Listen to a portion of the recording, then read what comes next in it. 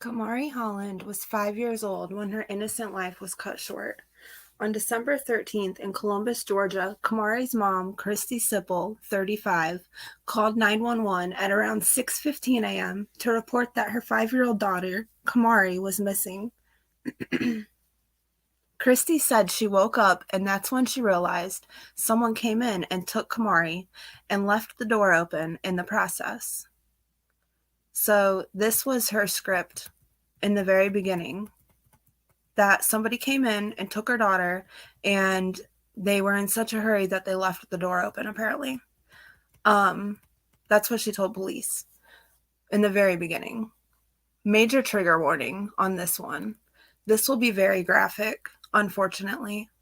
Kamarie Holland was later pronounced dead that same day at 11:15 p.m., less than 10 minutes away in an abandoned house previously occupied by Jeremy Tremaine Williams, just over the border over the Chattahoochee River in Phoenix City, Alabama.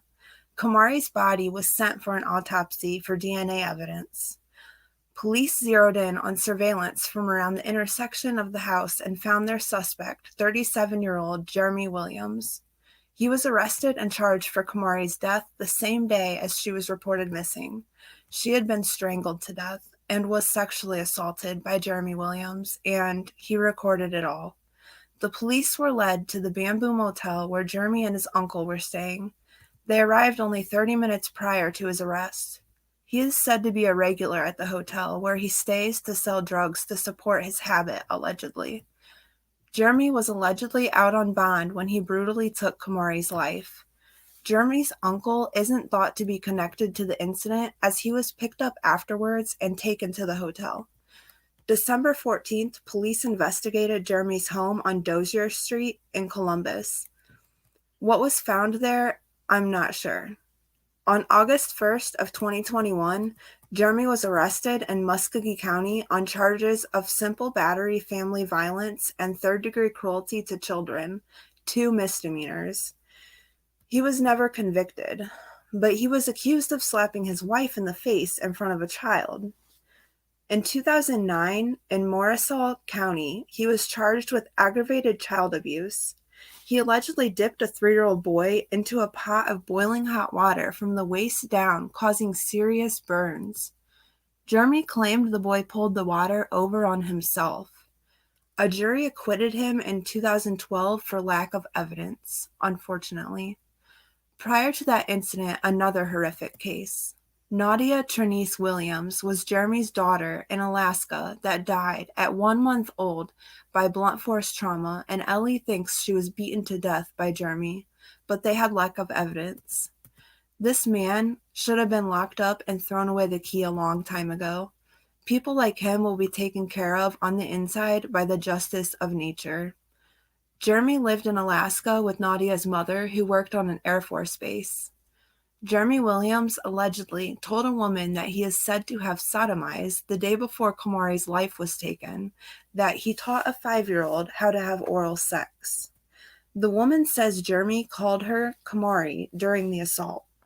Christy, Kamarie's mom, was allegedly only allowed supervised visits with Kamarie on the weekends, and she didn't have custody of her, allegedly. Corey Holland was Kamarie's dad. He had custody of her. Kamarie was supposed to be supervised during her visits, which she obviously wasn't. Christy was previously also went to court to be charged with abuse of a fetus from taking drugs while pregnant with her son. She also has a case regarding the chemical endangerment of a child from 2018. Not sure if they're the same case, but I assumed that they were. Christy and Jeremy supposedly had a relationship, whether that was romantic or like just drug related, sexual, I don't know. Christy was charged with human trafficking, and she agreed with another person that they would pay her for sexual intercourse with her 5-year-old minor daughter. She was charged with M during the course of kidnapping, during the course of rape, and during the course of sodomy and human trafficking. Christie, on or about December 13th of 2021, did knowingly subject another person to labor, servitude, or sexual servitude. She agreed with another person to pay her for sexual intercourse and sodomy with her minor child, her 5-year-old daughter. Capital murder, kidnapping, capital M, during rape and sodomy, and production of child pornography, and abuse of a corpse.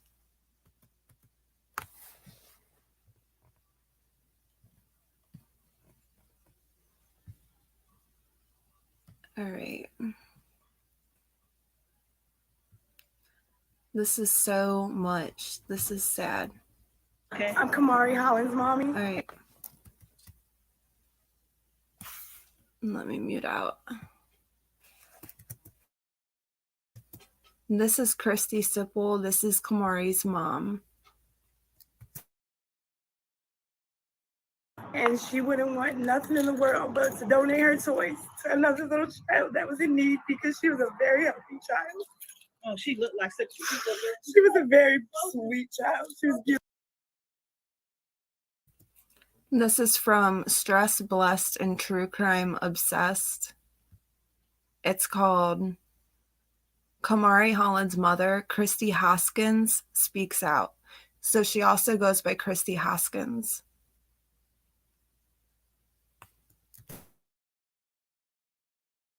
Beautiful, sweet soul. And this is, I see this and I touch my heart, so I stopped. That's what she was, mommy. Let's help that, mommy. She's like that. She's like that. She we were at the gas station one time and we seen a family out there, and one of the little girls didn't have shoes. Her shoes, because she is a blessing. She was saying that they went to the gas station and this little girl didn't have on shoes, so Kamarie was like, Mom, she doesn't have shoes. Let me give her my shoes because I have a bunch at home. And she did. She gave her her shoes because that's just what kind of person she was. So, yeah, this is really like what you're seeing and listening to right now is like the true definition of a monster.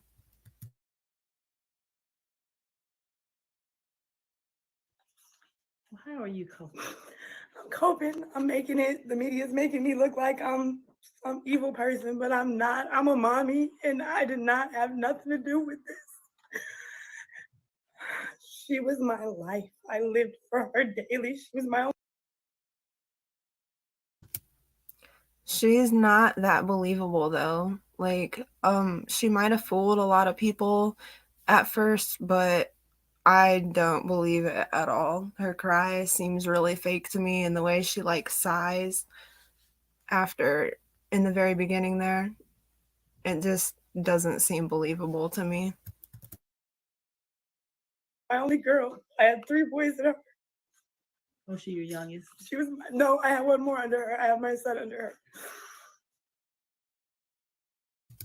And that son that she had after her was, I believe that was the one that she was in, getting charged for abuse of a fetus and had charges for chemical endangerment of a child, I think was for him, but I could be wrong about that, but I'm pretty sure it was for him. And it's hard. It's hard. I don't know if I'm coming where I'm going, but I'm doing it for her. Do you have any support to have people on your side? Someone's helping you? Ain't nobody on my side. They didn't even tell me about the balloon release today. Notice how she's like choking over her words and she's making it all about her because she's nervous, but all she's thinking about is herself because that's just what kind of person she is.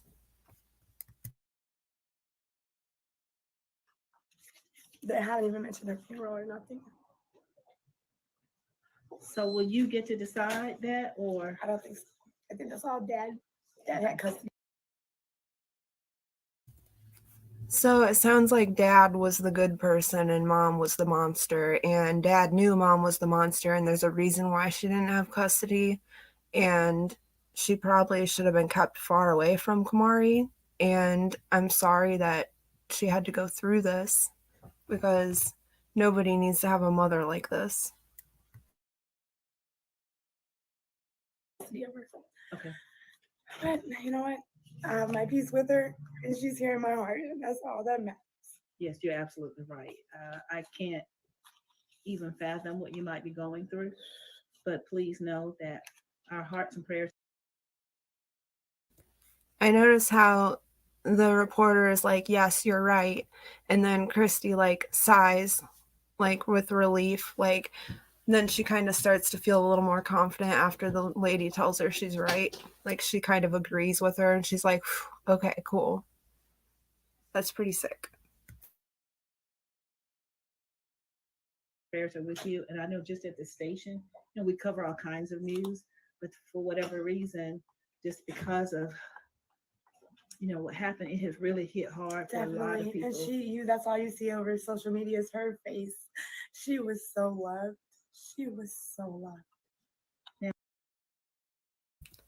I'm sure she is so loved by so many people, but unfortunately, I doubt she was ever loved by you, because if you ever had an ounce of love for her, you would have never let her go with a man that you knew was going to harm her. Now she lived in Phoenix City. Yes, she lived with Dad in Phoenix City, and she was with me. That Sunday I picked her up and he prayed on her. I can't really talk about it. There's a gag order. So. Okay, and we're not going to try to ask you to talk about that. Is her school doing anything? I'm not sure. She was in school for like literally 3 weeks and then got kicked out because of coronavirus. Somebody tested positive in class. So we decided not to send her back. But she was so smart. I'm just going to say I doubt that her whatever she wanted had any bearing on anyone's decision of what happened with Kamarie going to school, because I doubt anyone cared what she thought. Because it seems like nobody liked her, and it seems like they didn't trust her, obviously, because she had to have supervised visits, but something happened to where she wasn't supervised at some point because she was allowed to go with this man, Jeremy Williams. Was just learning how to spell her name. She'd see a K somewhere. She's like, Mom, that's Kamarie. She was the best little girl ever. So I understand she wanted to. I read somewhere the princess. She wanted to be a princess. You can tell her nothing. All my makeup ruined, but she wanted to be a princess. She can have it. How can you just be that fake? Like, how can you be that far off, that far gone, that you can seriously stand yourself enough to lie like this on camera and have the nerve to even pretend like you cared about her at all? Because obviously she didn't, which we all know that now, but God, look at her go. Can definitely be. What would you want viewers to know about your daughter? She was just the sweetest girl in the world. You couldn't, oh God, you couldn't harm her. She was too sweet. Like, you could not harm that little girl because she's so innocent, so smart. She was fantastic.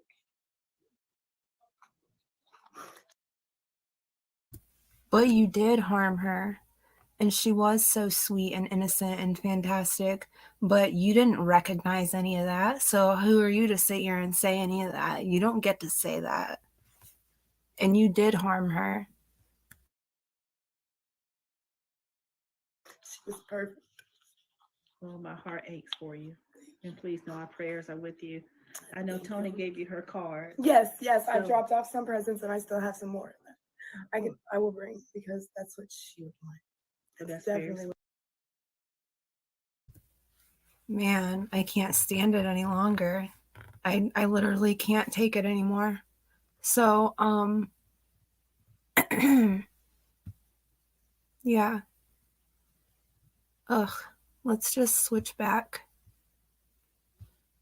to these beautiful faces.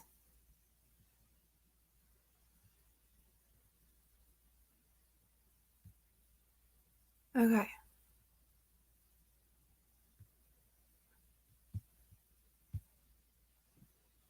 Now, another mother that was guilty, that went on the news and talked like she was innocent was Evelynn Boswell. Or Megan Boswell, I'm sorry. Evelynn Boswell was 15 months old. I was reading my notes. It says Evelynn Boswell was 15 months old when she was last seen in December of 2019. On February 18th of 2020, Boswell's maternal grandfather and Evelynn's great-grandfather, David Jones, 68, contacted authorities to report that the toddler was missing and hadn't been seen since the holidays. The TBI issued an Amber Alert for 15-month-old Evelynn Boswell on February 19th after she was reported missing on February 18th. She had not been seen since December 2019. On February 21st, the TBI reported that investigators were seeking information about a gray BMW and that the individuals traveling in it were connected to Evelynn. Posted by WVLT on Friday, February 21st of 2020, Sheriff Jeff Cassidy told the media that his office received conflicting reports about when Evelynn disappeared. He said, one report indicated that Evelynn was last seen on December 26th. However, Sheriff Cassidy told media that a babysitter claimed to have seen her on December 10th or 11th, and those dates were more accurate. Officials said the child's parents, Megan Boswell and Ethan Perry, were both involved with the investigation. Perry, the sheriff said, was stationed in the military in Louisiana. The sheriff said the mother had full custody of Evelynn. However, the sheriff said some of the information from the mother had not been accurate. Her stories aren't leading up to stuff we went out and checked on, the sheriff said, pointing to video surveillance evidence and eyewitness testimonies, but he would not clarify what those were. The sheriff described some of the information as conflicting and inaccurate. The sheriff said they believed Evelynn was alive at that point. As of February 21st, the TBI said more than 300 leads had come in about Evelynn's disappearance, but none developed into any credible sightings. Posted by WCYB on Friday, February 21st, 2020, on the night of February 21st, several hours after Megan spoke with WCYB, the TBI announced that the vehicle wanted in connection to Evelynn had been discovered in Wilkes County, North Carolina. Fox 8 later reported that two people identified as William McLeod and Angela Boswell were arrested in connection to the vehicle for theft over $2,500. It was revealed that Angela is Megan's mother. February 22nd, 2020. A petition called Evelynn's Law was launched and addressed to the Tennessee State Senate. It asked lawmakers to craft a law making it illegal for parents to wait longer than 24 to 72 hours to report a child missing. On the afternoon of February 24th, the TBI released a new video of Evelynn and new information. Megan Boswell spoke to CBS affiliate WJHL and told them that her mother, Angela, had taken Evelynn to Mendota, Virginia. I told TBI where to find her in Mendota. My mom took her to a campground in a silver camper, and if they don't go tonight, I'm going to go find her myself because I've told them and they're not really taking it seriously. And if they don't go tonight, I will go myself and go get her. They're not taking me seriously. TBI isn't, because I've not fully told them. I've been hey, my mom camped out in Mendota, to go check them out. But I've never been hey, specifically, hey, she's in a silver camper, because my mom did threaten me, if I told anybody. I'm not going to get into that, but she did, Boswell said, adding that her mother was just going off on her after an Amber Alert was announced. WJHL reported that the Sullivan County Sheriff's Office sourced a campground in Mendota but found nothing. They scoured a campground in Mendota but found nothing. February 25th of 2020. On February 25th, WJHL reported that Megan told them in a Facebook message that she was pregnant and she couldn't take a polygraph test because of it. Around 4:20 p.m., the TBI reported that more than 500 tips related to Evelynn's disappearance had been reported. At that time, there were no credible sightings. Posted by WVLT on Tuesday, February 25th of 2020, the TBI announced Megan had been taken into custody and was being charged by the Sullivan County Sheriff's Office with false reporting. Evelynn was still missing. The sheriff's office said Boswell's bond was set at $25,000 and that she was being held at the Sullivan County Jail. Posted by WVLT on Wednesday, February 26th of 2020, investigators said Boswell was arrested for false reporting after continuously giving bad information and conflicting reports. Every time we talk to her, her story changes. I'm serious when I say that every single time, said Captain Andrew Siebold. Just after the conference ended, around 1:40 p.m., investigators in Wilkes County received a tip and kicked off a search for Evelynn near a pond in Wilkes County. The pond was located north of Wilkesboro. They found nothing in or around the pond. Sullivan County Sheriff's Office addressed claims that Boswell was pregnant. This part's great. Captain Andy Siebold said, I can't confirm or deny her pregnancy. What I can tell you is the jail medical staff keeps track of pregnant inmates for obvious purposes. On Monday, 2/24, there were 4 pregnant inmates. On Tuesday, 2/25, there were 4 pregnant inmates. Megan Boswell was booked in at 9:19 p.m. on Tuesday. The pregnant inmate count went to 5 on Tuesday, 2/25, at 11 p.m. when a pregnant woman was booked in. On Wednesday, 2/26, the inmate count was still 5. So basically, no, she's not pregnant. Posted by WVLT, March 1st, 2020. The TBI said they received 770 tips in relation to Evelynn's disappearance, but none of them led to any confirmed sightings. So none of them were credible, basically. They keep saying none of them led to any confirmed sightings, but I think what they mean to say is none of them were credible. Like, none of them led to her. None of them led to her. March 2nd, 2020. On Monday, Megan Boswell appeared in court before a judge. She was charged with false reporting, and the judge denied her request to lower her bond from $25,000 to $10,000. March 6th of 2020.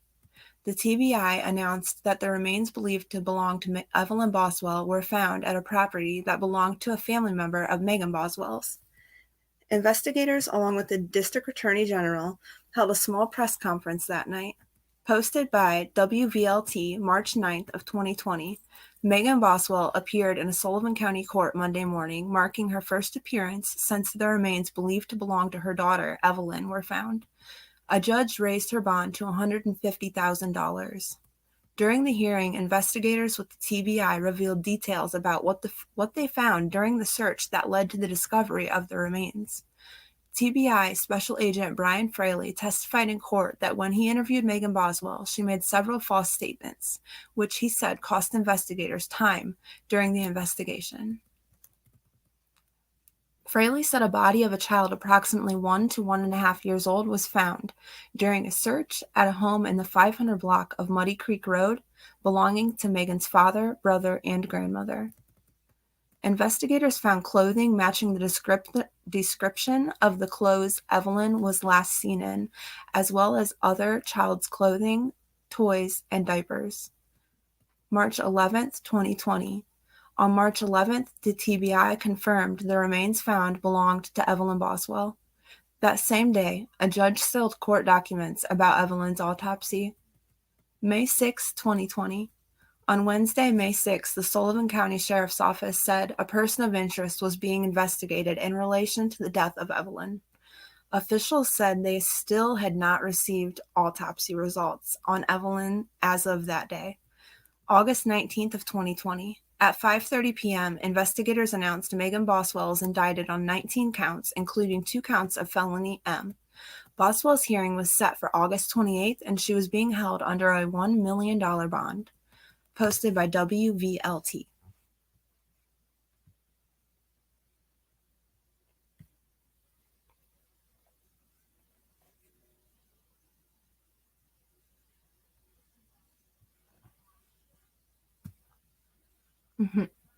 Sorry, I'm still kind of slow at this. I just want to tell you about like our favorite.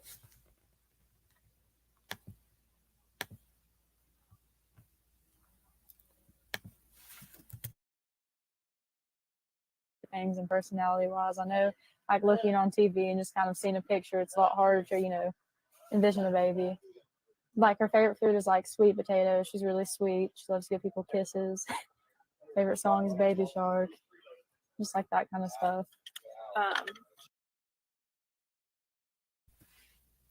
And she's just saying this, like, kind of giddy with a smile on her face. Like, now knowing what she did is just disgusting that she could even stand here and stand to hear herself say these things without any emotion. If anything, she's giddy. It's disgusting and weird. Can you tell me what's her favorite toy? She has a little Baby Shark puppet. What would y'all do together? Well, she loves to take baths. That was her favorite thing. She had little shark toys that swim in the bath and stuff like that. How old is she now? She's 15 months today, actually.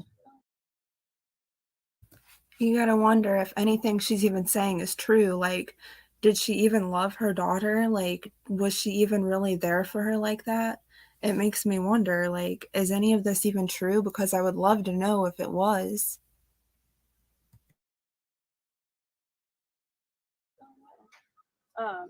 Can you tell me a little bit? Like, so you said she's very sweet. Is she sweet with everybody, or just She you? is. She loves everybody. Can you tell me a little bit about like how you're feeling? Do you miss her? Are you worried? Of course, she loves everybody. She should. If she's a little girl, you gotta teach her not to love everybody. You gotta teach her about stranger danger and stuff because she's a little girl. She's gonna naturally want to love everybody unless there's people in her life that are mean to her, like you, Megan. Of course, I miss her, and like, I can't tell anything about the ongoing investigation, but they are. I'm sure you all have released an article about the car and stuff like that, so they have a pretty good idea of who has her. I mean, if they're watching, I just want them to bring her back. Is there anything you'd like to say? I think she smiles when she gets nervous or something because there's no way she can't be nervous lying like this, and she keeps smiling a lot. Them if they're watching. I just want her back. Yeah, that's my child. I'm sorry. I know this must be hard. Why don't you tell me a little bit more about? I'm sure she does want her back now, and she's probably worried about, oh, I'm going to get in so much trouble and be in prison for the rest of my life now, and I'm trying to figure out a way out of this, but she can tell it's crumbling on her, and she's crying about it, and that's why I think she's crying, and I'll always believe that.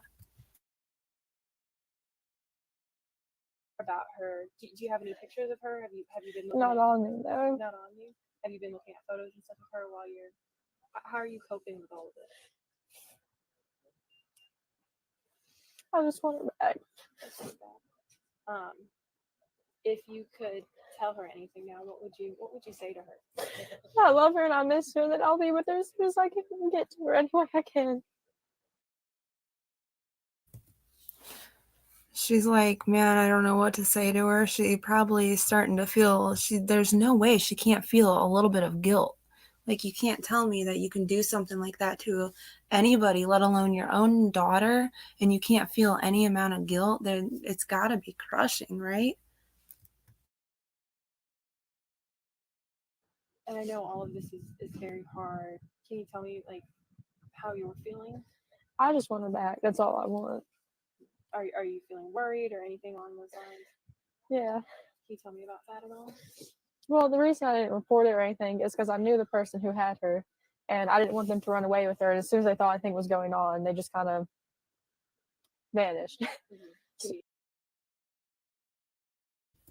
See how she like smiles and giggles and gets like that when she starts to lie? Because now that we know for sure that she was lying, I don't know how many people fell for it at the time, but probably a lot of people were thinking, man, what if she's telling the truth, and probably thought she really was telling the truth and bought this stuff that she's saying. I mean, now looking back on it, it's like, wow, you can tell like she's nervous and giggly when she's lying. So I'm just worried about, like where they're at, what they're doing with her at this point in time. So you do know who has her? You do. Can you tell us who that is, or you don't? I can't release anything further about that. I'm sure they will at the press conference, but further than that, I can't. The people in Mendota in the silver camper, she first said was the babysitter, and then it turns out it was her mother that stole the car, that supposedly took her baby, that this was just all a lie. I can't say anything. And so you do know who passed her. Are you worried about her safety? Well, now I am, because they won't answer phone calls. They've just kind of disappeared. What is it like to? I'm assuming that you trusted this person. How has this trust been broken? What's been going on with that? It has definitely been broken after this.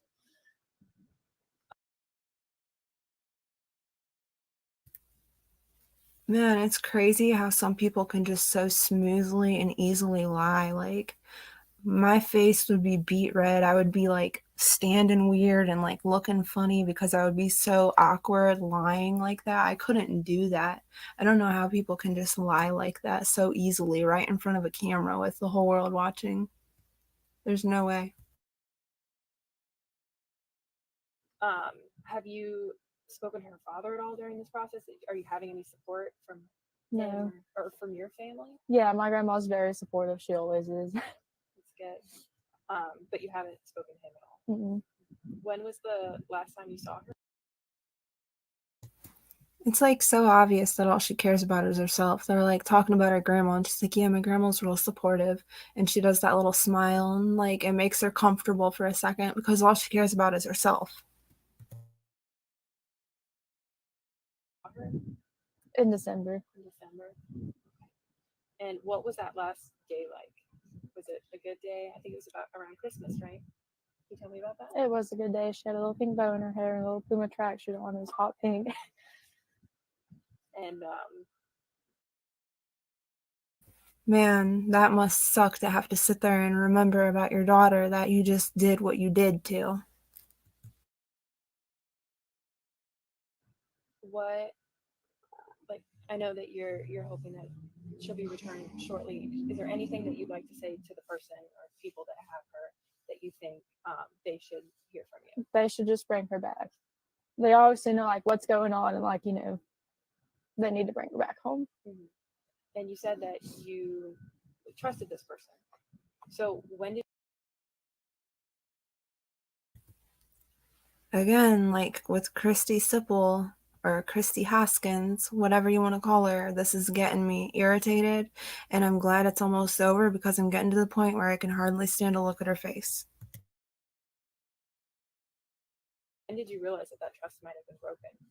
Well, when they just kind of took off and wouldn't answer anybody. Around when was that? Whenever this whole thing started. Okay. Megan goes on to describe that she actually knows the person that has Evelynn and that she trusted that person, leading all of us who were following this case to believe that it was the babysitter, which is, again, extreme.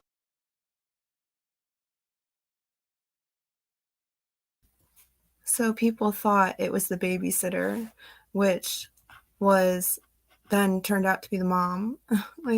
And it was just all a lie. And she had people going in a million different directions with a million different crazy things, and then was complaining about what people are saying on social media. And it's like, man, and it just makes me wonder. It just really makes me wonder about other certain cases and other parents and that things that we don't know about yet. And it makes me feel really uncomfortable to want to be supportive of somebody because people are like, well, I'd rather be supportive and, you know, not have to apologize or whatever. But it's like, man, I don't know. I'd rather just almost not say anything then, because to them, you know, personally, like if I ever got the chance, because I don't think I could be that supportive, like just knowing what the chances are and what the likelihood is that, you know, Candace does know something about Summer, for example, or something like that. Excuse me.